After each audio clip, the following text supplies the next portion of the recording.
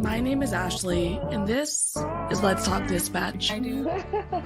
You're gonna do it. Do it really well. And I believe the world needs more dispatchers. Around in the mud, blood, and beer. Years that I'm not working 4th of July. 4th of July. Saying community policing, right? What about community dispatching? So on this show, with the help of my guests, we will educate, empower, and support the heroes behind the headset. Right. Hello, everybody. Welcome back to another episode here on Let's Talk Dispatch with me, Ashley, the Raspy Dispatcher. I actually just jumped off a webinar with ECC Essentials with Halcyon, the Denise Amber Lee Foundation. So if you have not checked them out, make sure to do so. I believe they have the ECC Essentials as a podcast, as well as being able to watch it on your YouTube channel. But it really is just a 30-minute or so conversation that Halcyon facilitates about so many different things. We specifically talked about our hiring process. It's something I'm really passionate about. It's one of the big reasons that I created the Raspy Dispatcher was to fill some gaps in regards to information being provided on the role of a 911 dispatcher. So if you weren't able to tune in live for that webinar, you can watch it back on demand, on replay, whenever you get the opportunity. So definitely check that out ASAP. We got a lot of great things going on today, this week in general. I don't know if you guys were watching me, my stories on Instagram yesterday. We were actually supposed to record this yesterday, and we had some technical difficulties. And funny, 10 minutes before we were about to jump on, my power completely went out. Completely died. My house was black, and then I posted it on my story, and right after I hit send to get it to my story, the electricity turned on. So I'm not saying I'm a wizard, Harry, but I'm saying that it's a possibility. You know, it's out there. So for today's episode, we're bringing on my guests, and you guys have no idea how hard we have worked to make this happen. They have over 7 years of experience in the 911 Dispatcher Center. We met in person at the Denise Amber Lee Foundation. My guest today, Liz. Hi, Liz. Hey, guys. Hello. How are you? Good. How are you? I'm good. Genuinely, we didn't get a chance to talk online yesterday, but 10 minutes before we were going to jump on and record, I was literally sitting here doing notes, and then everything just shut off. Like, literally that 10-minute notification came on my calendar and it went black. And I was like, okay, this is the energy that we're having today. Something. And man, it was rough, but we worked really hard to be able to connect. We got to meet at the Be the Difference conference, had some great conversations there. So I'm so excited to have you on today, and I really appreciate you being willing to jump on. I'm glad to be here, and I'm looking forward to the conversation. And I'll just plug the Denise Amber Lee Foundation too. If you've not been to one of their conferences, if you don't take their classes online, definitely do that.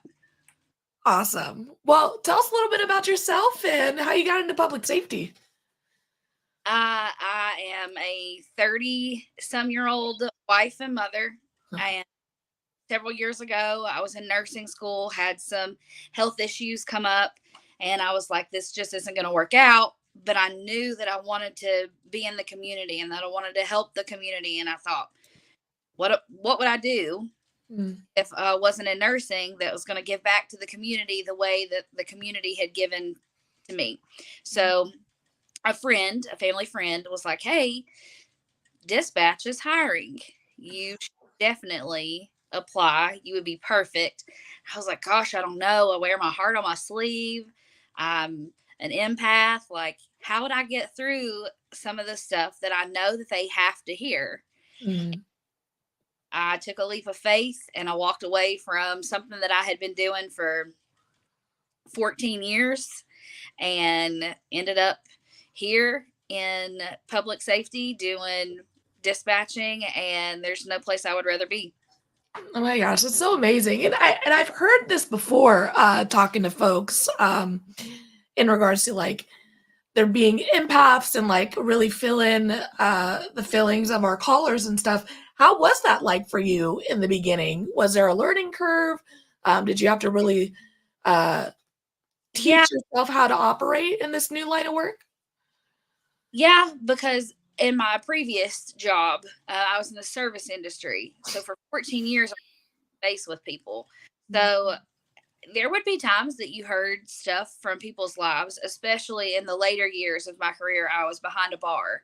Um, Mhm. and then I worked in a liquor store for many, many years. And Mhm. so you get to know those people like their family. And Yeah. so they tell you horrible stuff that had happened to them. You become a therapist, but you get to know them. So eventually it becomes okay to show your emotions. Mm. Um, that's really not something that we get to do very often Yeah. because you're not talking to people on their best days. You're talking to people on their worst days. Yeah. And you can't be breaking down when they're breaking down. You've got to keep it together. So, yeah, I guess in the very beginning, it was something that I had to work really hard at a lot. Mhm. Um, but over the last 7 years, I've become accustomed to making sure that I can get off the phone before I let my emotions take over. I mean, Mhm. I said to you that I've never taken a call that there weren't tears running down my face. Yeah. Oh, but I'm sure that that happens to a lot of us. You just have to learn how to deal with it and keep yourself calm so that you keep your caller calm, obviously. It always like surprises me like what calls like trigger that response for me because I feel like they're not the like crazy calls or the like it's always some random call that'll get me. I mean, let's be honest. I cry at every Grey's Anatomy episode. My fiance I cried commercials, okay? Like I'm a sensitive being. I recognize that. But in my line of work, the calls that like get me are kind of random. And is that your experience as well or Yeah, I mean, I just the other day, if personally, I had the worst call that I've had since being a dispatcher, but it's something that happens a lot. It just hit me the wrong way. Uh, Mhm. Hearing the mother and the father on the other end of the phone, I don't know. It was just the guilt that she was feeling in the moment, Mhm. and hearing dad try to keep her calm.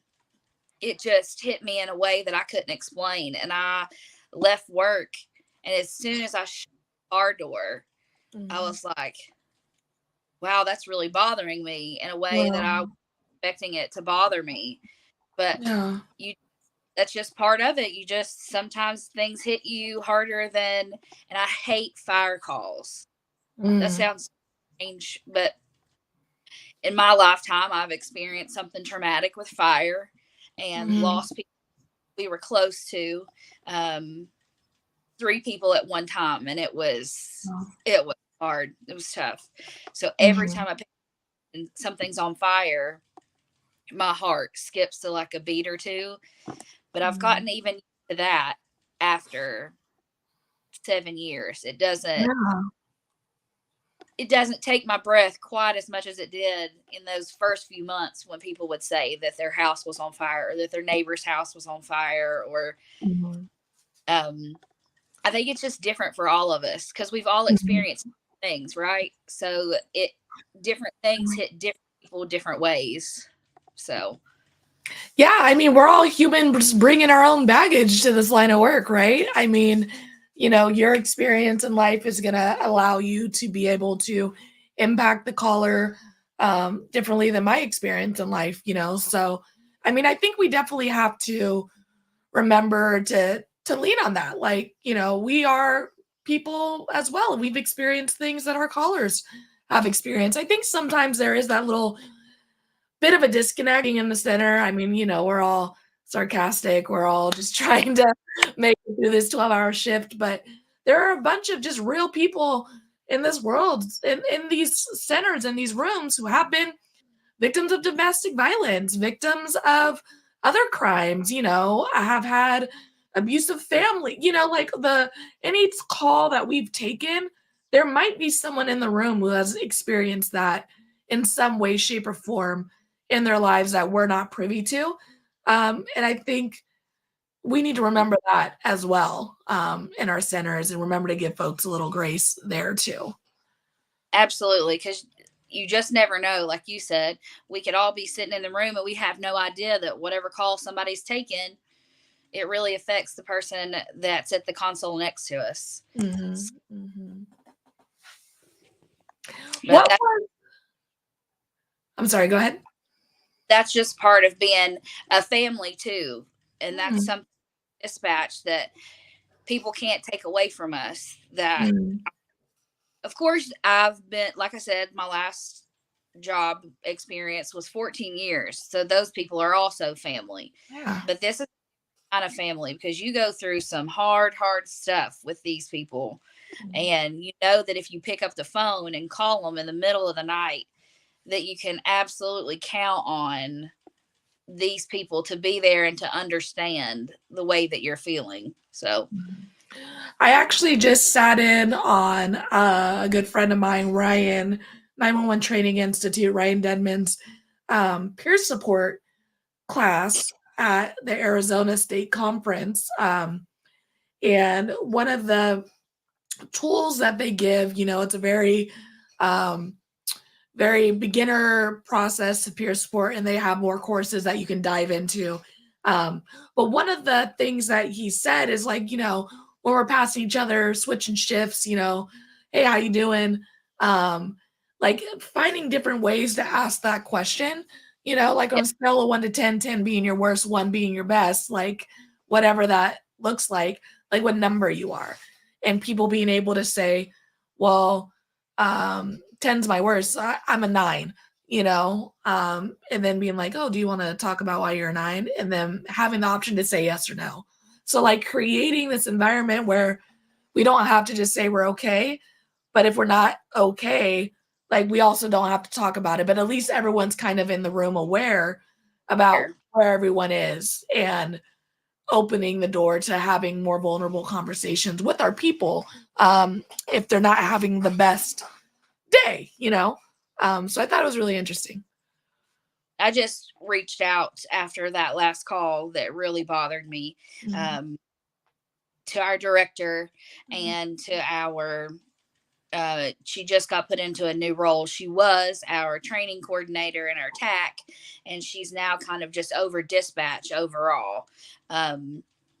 So she's dispatch's supervisor. So she's over the dispatch supervisors and all of us and disciplinary stuff. And I said, hey, listen, we tried to start a peer support group before COVID, and then COVID changed everything about Ain't that the truth? America. So I knew who I could reach out to, and I'm open. I'm an open in my personal life and my work life. So it doesn't bother me to come to you and say, hey, I've had a bad day, or hey, this hit me some kind of way. But not everybody's as open as I am. So I went back to them and I said, hey, listen, I'll go myself and take the Healthy Dispatchers course. I'll pay. I will, whatever I need to do to help get this up and off the ground, because I think it's so important that we are investing in our people, that we're making sure that our people are okay. Because if we're not making sure that they're okay, then our center suffers, because the people are the backbone of a center. Because if the computers go down and the radios go down and the phones go down, you still have people left. And at the end of the day, you're going to find a way to take 911 calls. Yeah. And people are going to be the ones that are doing that. So you have to make sure your people. So I'm glad that you spoke about the 911 Institute. I'll absolutely look into that and pass that information. Yeah. I mean, and every agency should have a peer support foundation as a department, right? But like at the end of the day, we in our centers, we got to take care of ourselves, like we if me and Liz are in a center together, like we're going to be the first line to be able to help each other. Like, yes, our departments, our supervisors, our XYZ should do things to validate us, to support us, all those good things, of course. But if no one's coming to save us, we have to save ourselves. Like we have to be responsible for creating these environments in our centers. Even if it's as simple as bringing some plants in that thing to liven it up, like it doesn't have to be this huge hoopla either. It can just be being consistent, showing up for each other, and just creating a good environment in your center until everything else falls in line as well. Yeah, absolutely. And our center is really good about showing appreciation and doing things for us. And they just redid our quiet room like 2 years ago. Awesome. A nice space to go to when you need a minute Yeah. or for your whatever. They just planted flowers for the summer outside. We got new picnic furniture last summer. Awesome. But they do things to show us appreciation. Mhm. I make sure that they're the younger generation and the older generation who's a little less open about mental health side of our job. Let's be real. Veteran dispatcher, you've been carrying around 20, 30 years worth of terrible calls, and chances are you're not talking to anybody about them. Yeah. Yeah. That's- Like 20 years ago, you didn't want to hear about it. Well, I got to tell you about it now, for sure. Mhm. Yeah. So I just want to make sure that we all across the board are understanding that there is somebody that cares enough to say, hey, I'll spend 30 minutes with you on the phone. Need me to make you lunch? Want to take a walk at the park? Is there something that you really want to do that you want me to go do with you? We just need to know that we're there for each other in a way that other people can't be. Like, I love my husband dearly and my husband loves me dearly. But at the end of the day, he doesn't really want to hear that there was a MVA with injuries on the interstate and the gory details of it. Yeah. But you need to get that out to somebody. You need to talk about it so that you're not carrying it around forever. And I don't know, my trauma doesn't need to be his trauma. And I think when I first started this job, even though it was just a few years ago, mental health still was kind of taboo. Like you just didn't really, you just carried it home with you. Whatever happened, you carried it home. And you didn't really talk about it. But during COVID, if I'm being honest, it was rough. I mean, we would work a whole rotation, a whole month, and we would take 2 calls where there had been a cardiac arrest and the person was like 85 years old. Well, you've lived, or the person was 90 some years old and they had just passed away in their sleep. We went to 2 people or 1 person, a couple people in a shift or a rotation to 12 and 13 people for the month. Yeah. Or for the day. Yeah. Or for a couple days. There was just so much death all at one time. And Yeah. then my own personal life, my husband was diagnosed with cancer during COVID. Gosh. And we had COVID, so we couldn't be, around him when we were sick. Yeah. That was it was a lot to carry around. So I was like, I think I need to go talk to somebody. I think I need to understand that I've never been anxious in my whole life. And all of a sudden I'm anxious. I'm worried about things and I'm panicking over stuff that doesn't even matter at the end of the day. But felt heavier than normal. So I started seeing somebody. But my mom's also a therapist. So therapy's never really been taboo at our house. Awesome. Yeah, heck yeah. But it's taboo for some people. We've even lost some people that had almost licked their service, that had almost made it to 30 years. She had 24 years, 25 years. And she was like, the calls are more and more and more every day. And the more calls we get, the worse they are. And I can't do it anymore. Yeah. I can't imagine carrying around 20 some years worth of trauma and never feeling like I could talk about it. And I'm not saying that was it with her, because I don't know. But She's just from the older generation of dig your heels in and get this done, as opposed to the younger generation who's more open to saying, hey, making me feel some kind of way, or I just want to get across the board for everybody to know that there's somebody willing to talk to you, and you don't have to go to therapy. It can be somebody who sits in the room with you, or who's on another shift that you feel like you can trust, that understands what last night's shift might have been like. I definitely think there is a shift in the generational, like, the kids, air quotes, talking about mental health. I mean, my fiance's sister just graduated high school, and the language that she uses, in regards to mental health and, certain identities and things like that is so advanced from where I was in high school, So like this is the future, right? Of 911 folks who are going to eventually get into this career or any other career, but, specifically 911 for our sake. These are the expectations they have. They expect for their departments and their jobs and their, realities to acknowledge mental health, to provide resources for it. And we're behind a bit. We're better, we're much better, air quotes, but we're still behind in, advocating for creating, like, every center should have these opportunities and these resources available. We're not quite there yet. But I do think, because I started in 2018, the growth that I've witnessed since 2018 to now is huge. So I can only imagine the growth, that other folks have witnessed in their X amount of years being in this field. Oh yeah, it's definitely, since I started in 2017, there's definitely been a shift. And I 100% agree with you. The language is completely, I have a 14-year-old. There we go. The thing is, I'm just like, how do you even know that? You're like, it's so cool. It really is. Yeah. Yeah. I wasn't talking like that when I was 14. Right? And I was talking like that last week. Shoot.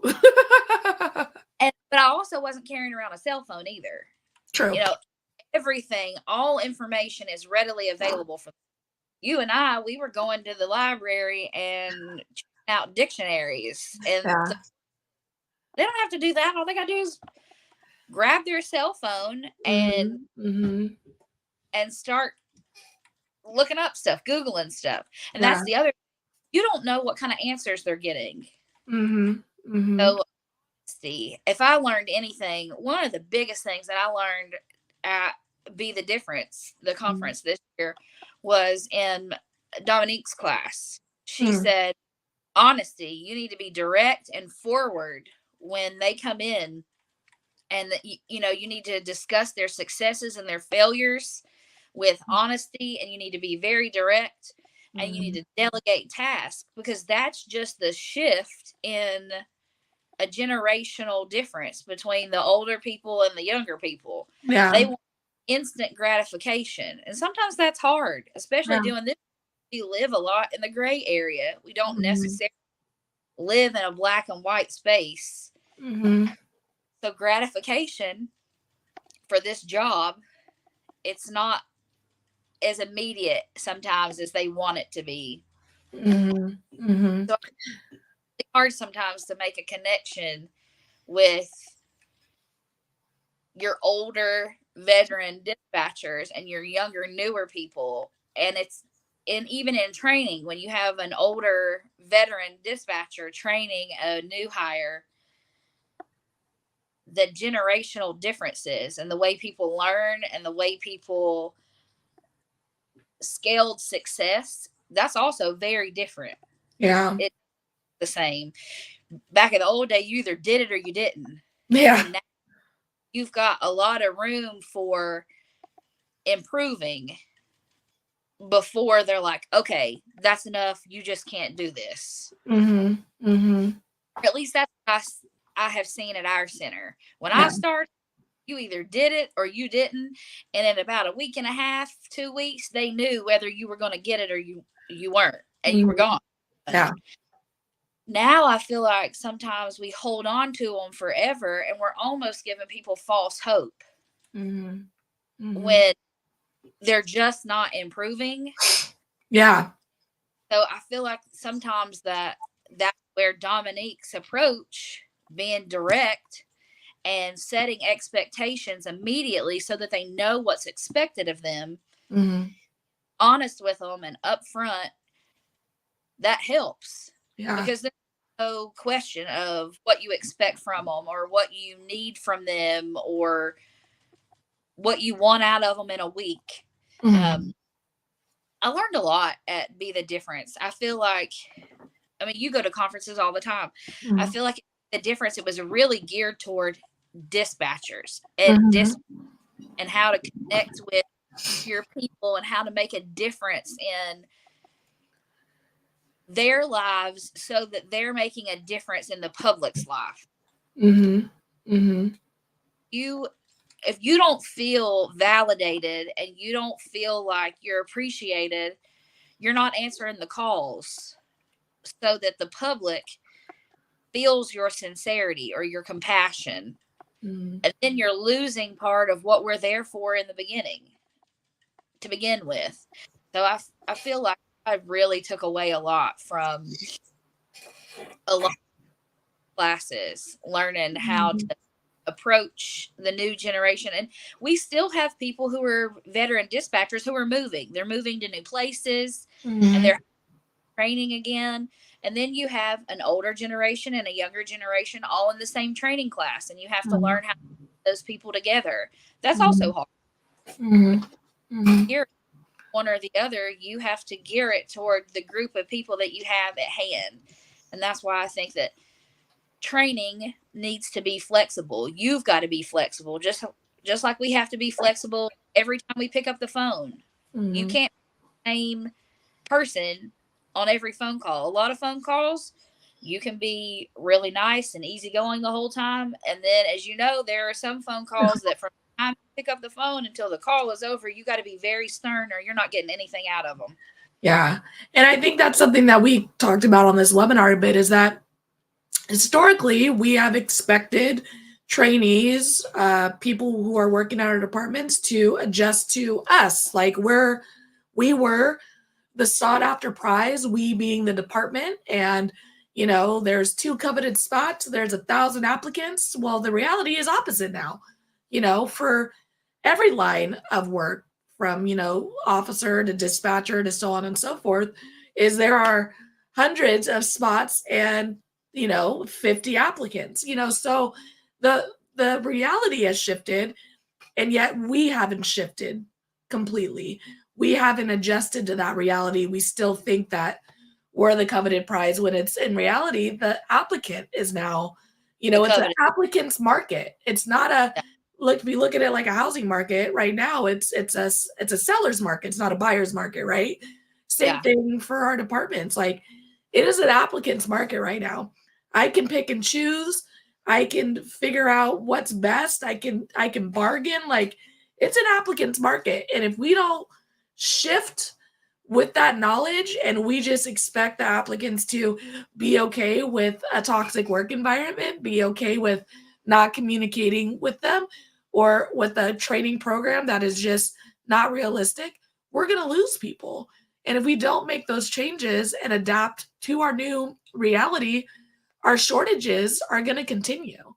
And it doesn't mean that we have to change everything to meet an applicant's standards, but we also need to acknowledge the fact that we need these people, and how can we make them want to work here, Absolutely. And I think a lot of the time too, a big issue is the hours. Mm-hmm. Nobody wants to work our hours, and yet they're hard. They stink sometimes. And like, we work swing shifts, so 12 shifts. So like today, I go back on nights tonight at 7. Well, off yesterday, but this past weekend, I worked 3-day shifts. You get 1 day off. It's terrible. Yeah. You go right back to nights. I'm totally used to it but every month I get a 7-day. So I get a vacation every month. That's cool. I like that. And the thought of changing our schedule to suit 2 people who are incoming that are new, Yeah. that's hard to swallow. Yeah. Heck yeah, it is. You applied for this job. And it said that. Yeah. And so guilty of being like, I was here first.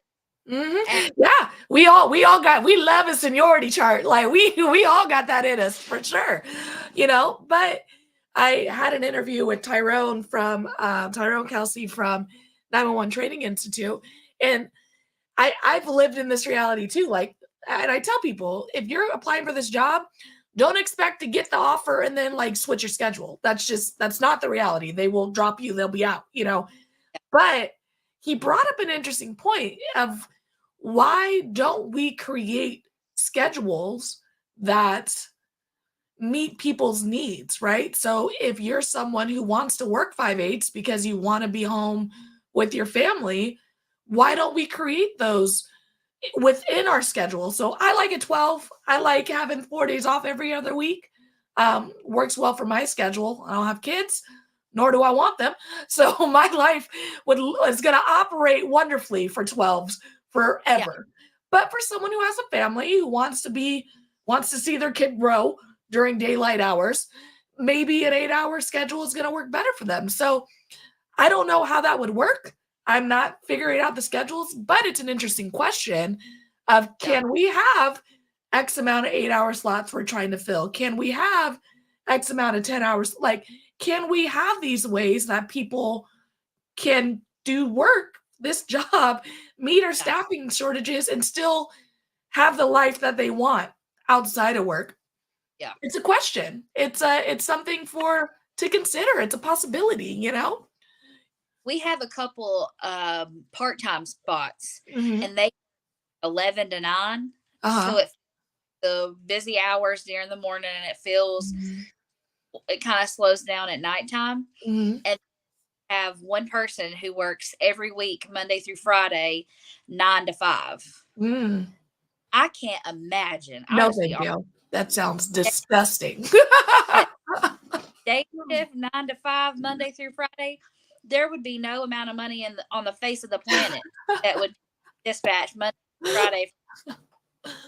No way. But it sounds like it works for them, right? Like they love it. They enjoy.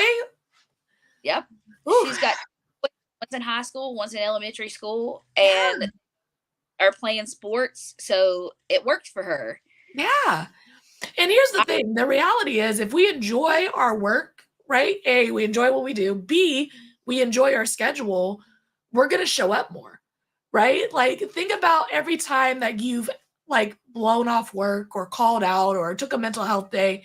It's because something isn't connecting, right? Like something, I don't feel bad about calling this off because I am not happy with what's happening with the employer, right?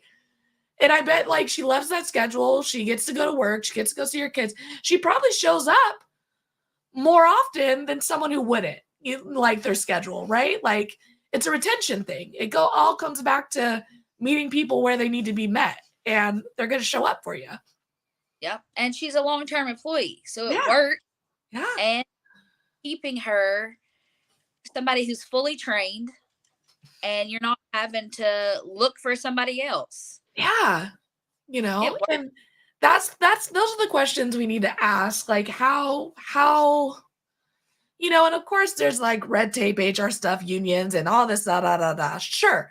And you might have to work a little harder to make things happen, but we can try new things and see if it'll work. I mean, we can't be afraid to try. There are centers that are reporting 70% vacancy rates, and we're over here not wanting to try something new. Like it's the math ain't mathin', okay? And I cheated through all my math classes, so we gotta do better.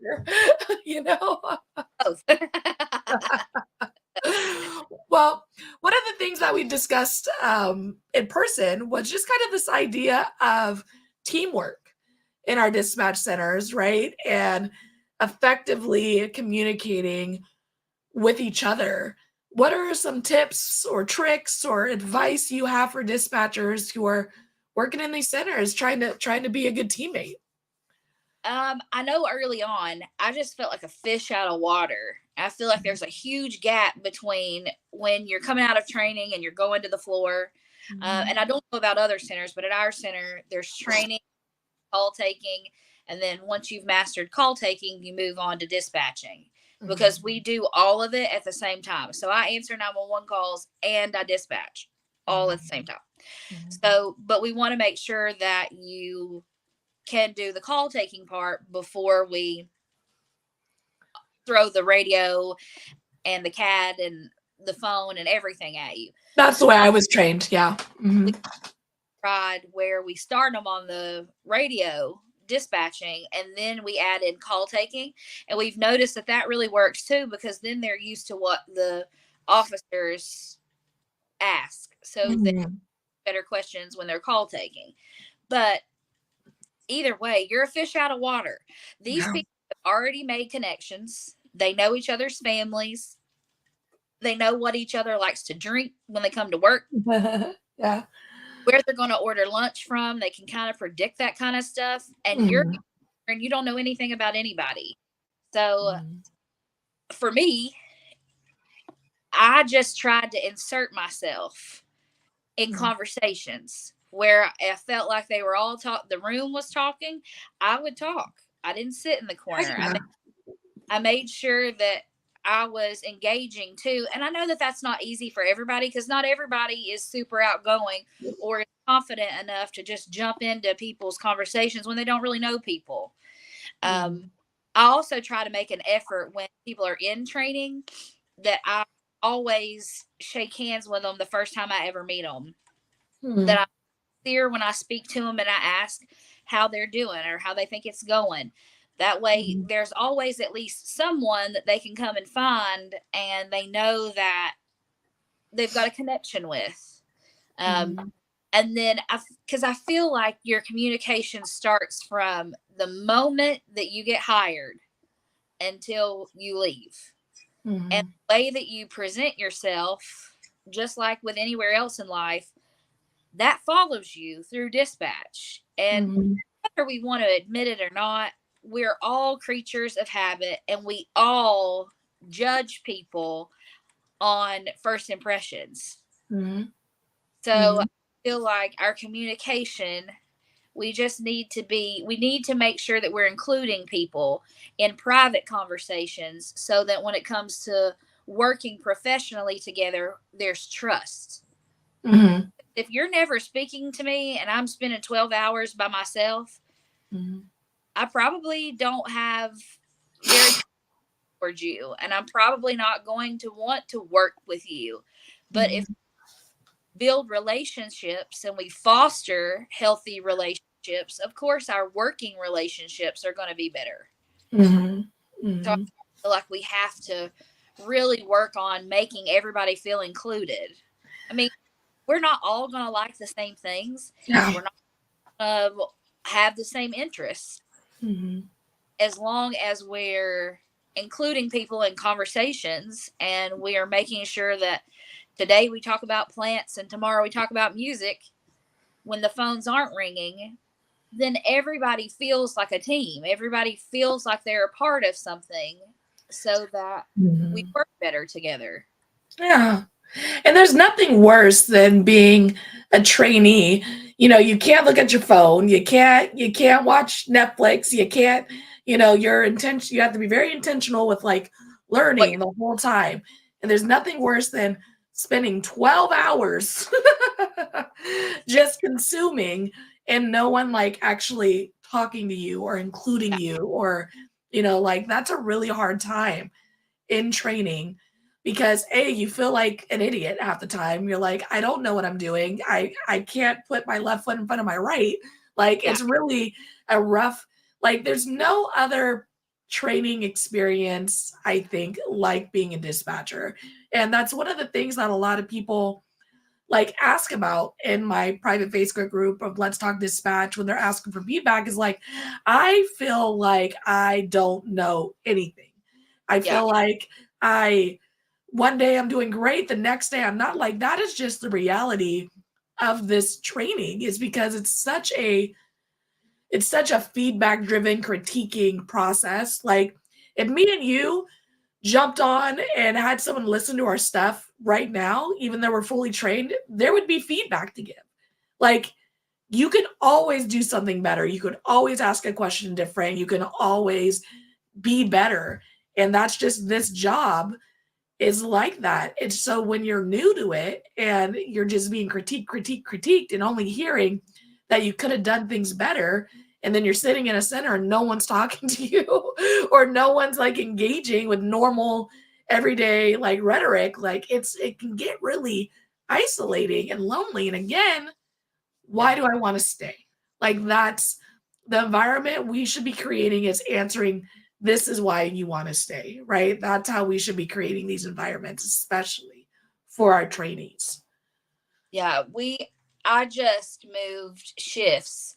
I just spent days with a new shift. On the same shift for the majority of my time with our district, pretty much all of my time, really. But somebody's out on maternity leave, and I am going to cover her while she's gone because my shift is well staffed and theirs wasn't. So I've moved shifts. Well, I felt like a fish out of I've been doing this a while. I felt like a fish out of water all weekend. Yeah, yeah. I don't know their officers' voices. I don't know deputies' voices. So when I was consoles throughout the weekend, I'm like, I don't even know what they're saying. Yeah, shift change is rough. I'm like, I haven't worked with this officer. What'd they say? What did he say? Why does he talk so fast? Like, somebody's chasing.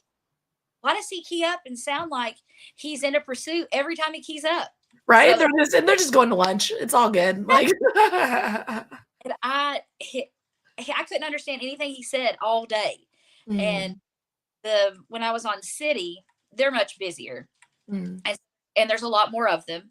And so the lead dispatcher on the shift, she was like, tomorrow will be better. I said, gosh, I hope so, because So when I went back the next day, it was a little easier because I sat city fire and I backed up the police dispatcher, and I was like, yeah, that was a little day. And then on Sunday, I sat on county. Well, we're from Tennessee, so we're all redneck. We all have really thick accents. Right around with a dip in their mouth, and I'm like, I don't know. Over, but shift, because there's not that many of them, knew who it was keying up. Even when you are seasoned and you move shifts or you work overtime, you go to another shift, you still feel kind of like a fish out of water. And sometimes it's really the people, it's the work environment. Our work environment changes so much and so often and so fast, and being brand new and getting used to that.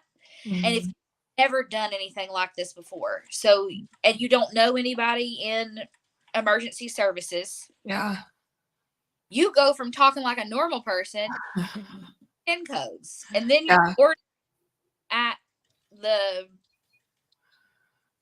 Burger King, and you're like, they ask you if that's your order, and you say 10-4 to them because you're. I'm still trying to teach my fiance my code. She's not buying in, but she's like, "What does that mean?" I'm like, "I already told you what this means. You're in training right now. What's happening?" I should be able to speak code to you. And it's true. It's so to it. It's so repetitive, and when you adjusting to the people that have been there forever, and the fast pace and the horrible stuff that you can hear sometimes, the way it goes from being totally silent to the worst of the worst things happening in a matter of seconds. That's really hard to take all in when your brain new and get used to that and adjust to it and adjust to the schedule. Mhm. That all of it really just starts with building healthy relationships with your shift, with the people Mhm. that you work with all the time. I mean, you need a healthy relationship with everybody at your center, but specifically the people that you're going to spend working 12 hours at a time with. Yeah. You just really need to foster those relationships. Remember that it's their birthday. Mhm. Remember last year in the month of June, they lost somebody, and make sure you put a little card in their mailbox saying, "Hey, I'm thinking about you this month." Or Yeah. just remember little things about people that remind them that you care at the end of the day. Yeah. Because, like you and I were saying, we cry when we watch commercials. So I am, if I'm like that and I can come and do our job, there are other people in the room that are the same way. So you Mhm. have to make sure your people know that you care, even if you're not always having to verbalize that to them. Yeah. Mhm. So I think communicating well and working well together really just starts from the moment a new person comes to a shift. Well, really, the moment you get hired. Yeah.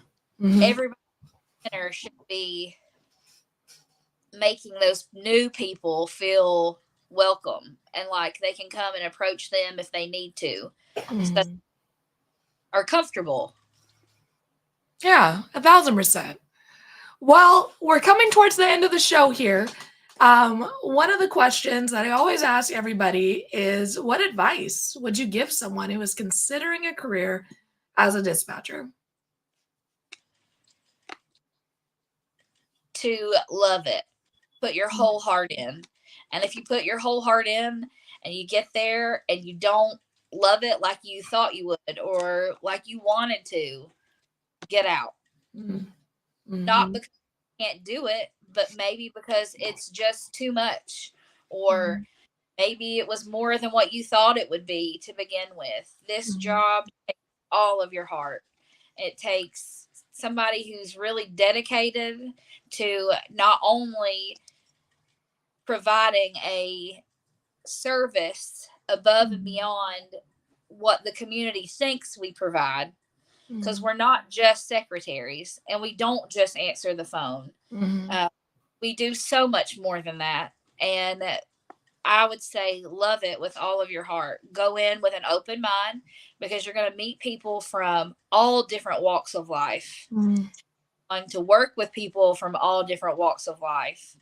And Mhm. every time that you answer the phone or every time you put your headset on to talk to the men and women on the other side of the radio, you have no idea what happened to them before the transmission Mhm. comes across. You don't have any idea before their worst day if they weren't already having a bad day before they had to dial 911. So it's something that you have to do from your heart. It comes from here. And I love it. I I'm here for anybody that watches the show. They can reach out at any time. I'd be glad to chat with them back and forth. Um, I do this because I love it. I love our community. I love our responders. Some of them I've never seen before, but Mhm. my job to do my best from where I sit to make sure at the end of the day we all go home. Mhm. And the best advice I can give you is go in with an open heart and an open mind and give it your all. Amazing. Liz, again, thank you so much for coming onto the show, meeting me in person, spending time in person, connecting. It's one of the beautiful things about conferences and being able to see the folks that I connect with virtually online. Um, and I'm glad that we were able to connect again to share this conversation with everyone who tunes in. Yes, absolutely. And I look forward to listening to this back so I can hear my purple accent. Oh And my gosh, your accent's wonderful. oh, that's the one thing about my job I do not like is having to listen to myself on playback. Awesome. I'll be right back with you. Thank you again. All right, everybody. That was another amazing episode here on Let's Talk Dispatch. Liz's advice about putting your whole heart in, and if it doesn't work out for you, getting out is amazing advice. You know, one of the things that we push here is, of course, the world needs more dispatchers, but we need more dispatchers who enjoy the job. So if you get into this line of work and you give a year, 2 years, 5 years, 10 years, whatever the amount of service you provide to that community is worth it. It is appreciated. And no matter what the reason is, you decide to exit at whatever amount of time you decide to exit. There's nothing wrong with that. It's appreciated. We need folks answering these calls for service, but we need folks to be happy in what they're doing. So if you are listening and you're part of your hiring process, consider what changes you can make. How can we make our centers more inclusive, more interesting for someone to want to work here? How can we adjust our realities to meet the needs of the folks we need answering these phones? So if you're interested in coming on to the show, definitely reach out. Head to theraspydispatcher.com. Like, subscribe, tell a friend, all that good stuff. Until next time, stay raspy, everybody. Thank you for listening to Let's Talk Dispatch podcast. Don't forget to hit that subscribe button. You can find us wherever you listen to podcasts, including Apple Podcasts and Spotify. If you're interested in becoming a guest on the show, or maybe even submitting your own story, you can do all that and more at theraspydispatcher.com. Until next time, stay raspy.